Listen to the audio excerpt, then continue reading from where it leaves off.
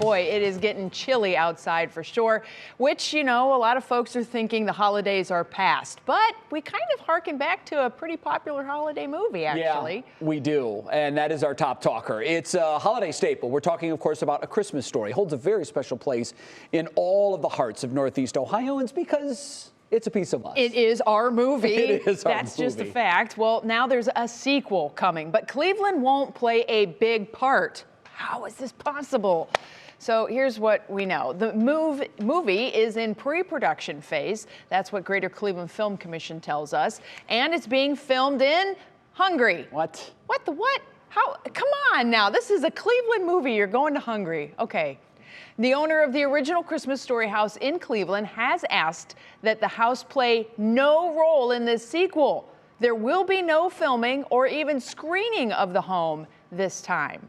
So why would that be? Well, he says, quote, "This is the third sequel to A Christmas Story. The other two are terrible, so I'm not holding out much hope for this latest straight to HBO spinoff." Brian's also not holding back any punches. Yeah. I mean, he's just going right for the juggler on that. And of course, our Mike Polk Jr.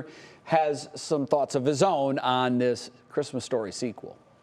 There's a reason there's no movie called Casablanca 2 or It's Still a Wonderful Life. Those are both timeless classics that Hollywood has thus far had the decency not to franchise, thank heavens. See, no one ever gets mad when they make sequels to dumb movies because we're not emotionally invested in the original. But with good movies like A Christmas Story, it's different. It's personal. We all have a relationship with this movie, first and foremost because it's a highly quotable, perfectly crafted modern-day holiday classic, but also because it's been force-fed to us on cable television on a constant loop for the past 30 years or so. I'm pretty sure TNT's Christmas Story marathon is still running from last month.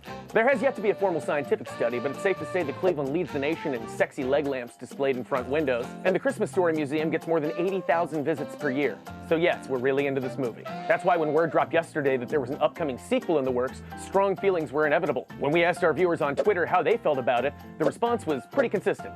Most people were not stoked. And that's understandable. After all, they already tried this. A Christmas Story sequel actually already exists, and wow does it look bad. It's a 2012 straight-to-DVD cheapie starring Daniel Stern with a dismal 3.6 rating on IMDb. And I have to believe Daniel Stern must be the one who keeps voting to keep that high because there's no way it should be above a 2.5. All of that said, I'm not trying to be a Scrooge about this, and I'm hoping for the best because this sequel does have some hopeful elements to it. For example, it's being produced by HBO, and they don't really make much bad stuff. And they've lined up Peter Billingsley, the actor who played Ralphie in the original, to return for the sequel, which will follow an adult version of the character in the 1970s who returns to the house on Cleveland Street to try and give his kids a magical Christmas like the one he had growing up. That doesn't sound bad. So does this mean that we'll get to see downtown Cleveland decked out in all of its 1970s holiday glory on film? Probably not, because the production will actually be shooting in Hungary for some reason, and by some reason I mean cheap labor and tax purposes. No word yet on if any of the production will actually take place here in town. However, in the event that they do decide to shoot portions of the film here, I'd like to take this opportunity to throw my hat in the ring for the role of the grown-up version of Ralphie's bully nemesis, Scud Farkas, to whom I've always borne a regrettable resemblance. Hear that, HBO? I'm a local ginger who's very affordable, and I already have this hat. This is Mike Polk, expecting the worst, but hoping for the best, for 3 News.